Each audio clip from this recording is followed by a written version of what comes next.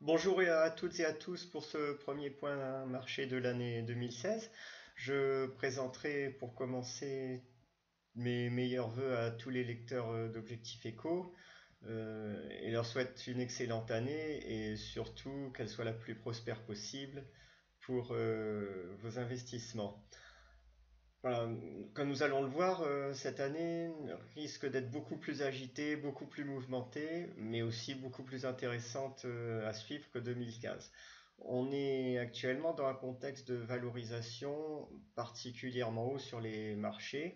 On voit là le ratio entre la capitalisation boursière et le PIB américain, avec trois grands pics historiques, à 136% en 2000, 104,9% en 2007 et en 2015 un nouveau pic assez impressionnant qui s'est élevé à 124%.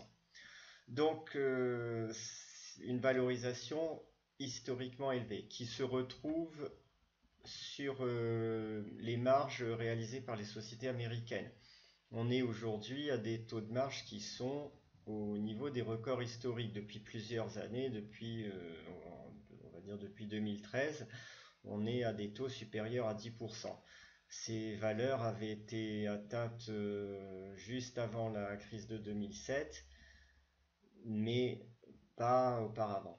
Donc ces taux de marge très très élevés s'expliquent par le fait par la politique de taux zéro de la Fed qui permet aux sociétés de réduire fortement leurs charges financières. Donc ces taux de marge historiquement élevés auront à mon avis beaucoup de mal à progresser encore. On est déjà au niveau des records historiques, on voit les taux sont à zéro. Si les valorisations des marchés sont élevées, les anticipations des investisseurs et des analystes le sont encore plus. On voit sur ce graphique de Yardeni les prévisions des principaux analystes sur les bénéfices du SP500 qui sont censés passer de 117 dollars en 2015 à 142 dollars en 2017, ce qui représente une croissance de plus de 20% qui est anticipée. Les anticipations sur les marges sont également vraiment enthousiastes. On est actuellement déjà à des niveaux records avec 10,2, 10,3%. Et en 2017, ces analystes espèrent des taux de marge à 11,2, 11, voire plus, plus de 11% en tout cas. On se demande bien quel serait le moteur de cette amélioration vu que les taux sont déjà quasiment à zéro et qu'ils commencent à remonter.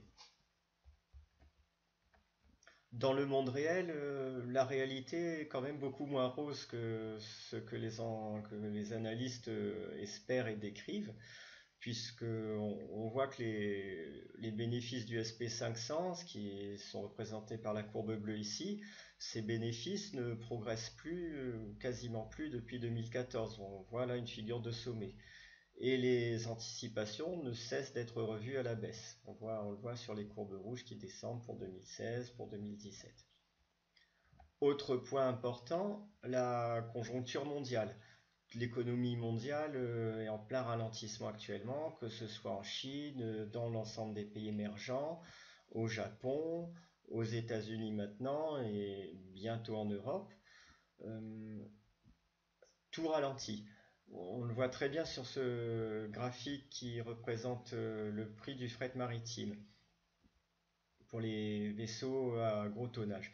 Donc ce fret maritime, il est fortement corrélé au dynamisme du commerce international. Plus le commerce est actif, plus le fret est important et plus le prix des bateaux qui sont chargés de réaliser ce fret va être élevé.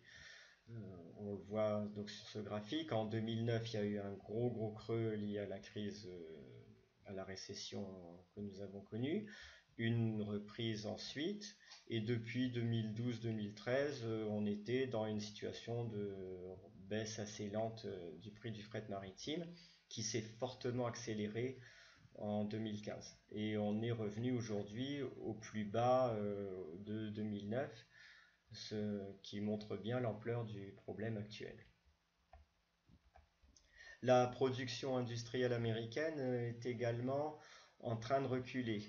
Euh, on le voit sur le graphique, on est passé à un taux de croissance négatif à la fin de l'année 2015 et c'est une situation qui rappelle beaucoup ce qui avait été observé à la fin des années 2000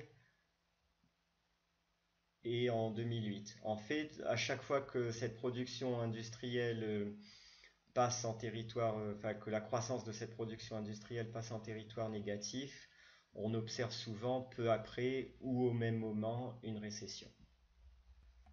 Le marché obligataire a également lancé un gros signal d'alarme en 2015. On le voit ici avec le ratio VFI-CX sur VWEHX, qui est une mesure de l'aversion au risque des investisseurs. Ce ratio s'était retourné à la hausse à la fin des années 2000, également en 2007 jusqu'au début 2008, et il a commencé à se retourner à la hausse, on le voit très bien, en construisant une figure en double creux depuis 2014 et en cassant sa résistance à la fin de l'année 2015. Donc là, on a vraiment une figure en double creux parfaite, un vrai cas d'école qui indiquerait qu'une forte hausse de l'aversion au risque des investisseurs est à prévoir en 2016.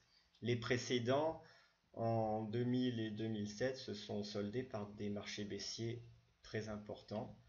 Et si on suit ce signal, c'est ce qui risque de se passer en 2016 et 2017.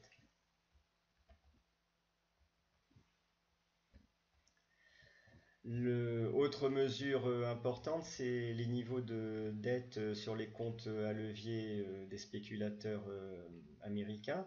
Donc le niveau de la dette de marge a réalisé trois pics, on le voit sur ce graphique, en 2000, en 2007 et en 2015, chaque pic étant plus important que le précédent. En général, le niveau de dette commence à se retourner à la baisse juste avant le retournement baissier des marchés. On l'a vu en 2000, en 2007 il s'est retourné à la baisse juste avant le pic de fin 2007 sur les marchés américains. Et également en 2015, on voit que la dette de marge commence à baisser. C'est la courbe rouge. La courbe bleue risque de suivre très prochainement.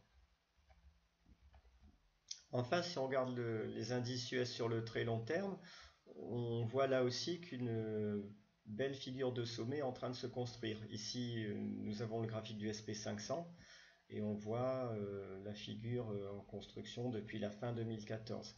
La même figure est observable sur les indices les plus larges qui sont le Wilshire 5000. On va le voir tout de suite. Voilà, nous avons là aussi une figure de sommet quasiment parfaite. Alors que faire dans ce contexte? Je dirais que vu qu'il y a quand même de grosses ressemblances avec 2008, même si il n'y a pas exactement les mêmes signaux d'entrée en récession qu'on avait à l'époque, il faudra penser à peut-être à réutiliser ce qui avait fonctionné à l'époque, c'est-à-dire des protections baissières, des swings à la baisse basés sur les indicateurs de sentiment de marché à chaque gros pic d'optimisme qui sera observé sur les indices. Autre possibilité, c'est acheter des valeurs à fort rendement qui offriront un parachute en cas de baisse. Des valeurs à fort rendement qui ne devront en plus pas être corrélées au cycle économique et qui doivent être indépendants de la conjoncture mondiale. Je vais vous donner un exemple qui sera intéressant certainement si ce que je pense se réalise, c'est ABC Arbitrage. ABC Arbitrage, c'est une valeur qui est spécialisée, comme son nom l'indique, dans la réalisation d'arbitrage sur les marchés financiers et qui tire traditionnellement profit de toutes les hausses de volatilité. La volatilité des marchés augmente en situation de crise et ABC Arbitrage avait réalisé d'excellents exercices en 2008 et 2009. Donc c'est une idée à retenir, je pense, pour 2016, d'autant que cette valeur sert de fort rendement sur dividende généralement supérieur à 7%. Pour les investisseurs à très long terme ou à long terme, l'or pourra aussi être un support à retenir.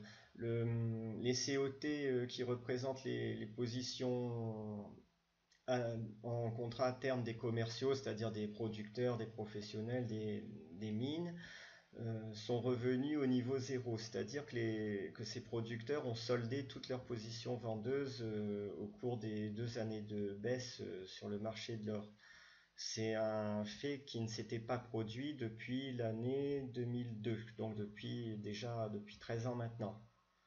Euh, nous sommes sans doute là, proche d'un point bas sur le marché de l'or, même si il y aura sans doute encore quelques petites vagues de baisse sur cet actif.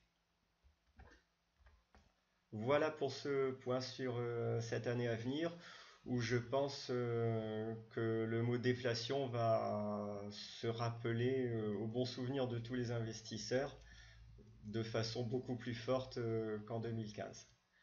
Je vous souhaite de bons trades et de bons investissements à tous.